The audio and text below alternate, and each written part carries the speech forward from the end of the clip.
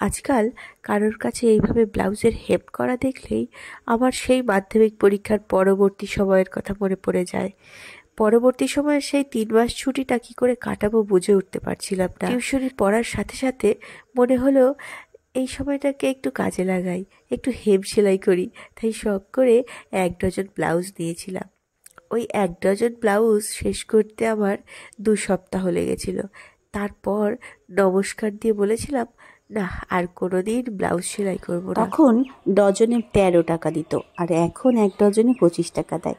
তার জন্য আপনার কাছ থেকে ওরা যেটা চাইবে সেটা হলো কোমরের দিকটায় সবটাই হেম সেলাই দিতে হবে, এই হুক লাগানোর জায়গাগুলোতে হেম সেলাই দিতে হবে, গলার এই পুরোটা অংশ হেম সেলাই দিয়ে ঘিরে দিতে হবে, আর দুটো হাতার শেষ প্রান্ত এইভাবে নিচের কাপড়টা থেকে কিছুটা অংশ এবং ওপরেরটা থেকে কিছুটা অংশ।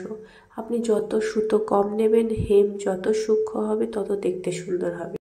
নিচের এবং ওপরের কাপড়গুলো থেকে আপনি যদি একটা কিংবা দুটো সুতো নিয়ে হেমটা কমপ্লিট করেন তাহলে কিন্তু সেই হেমটা সুন্দর হবে, আর ব্লাউজের মালিকরাও এটাই চান।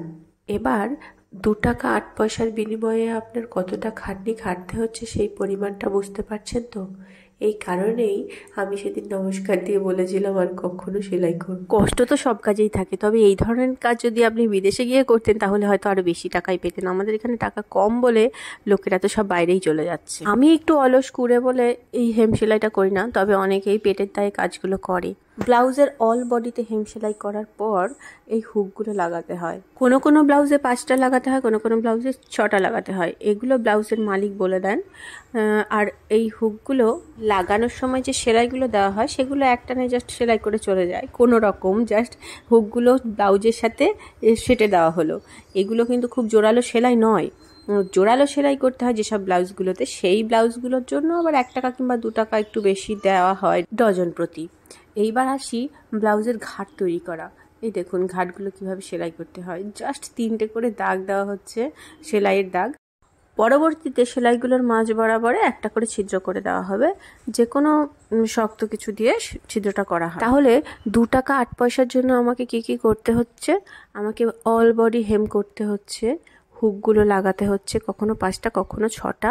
হুকগুলোর জন্য ঘাট তৈরি করা হচ্ছে, যে কটা হুক সে কটা ঘাট, এবং ডান সাইডে ব্রা সেট করার জন্য একটা এক্সট্রা হুক লাগাতে হচ্ছে।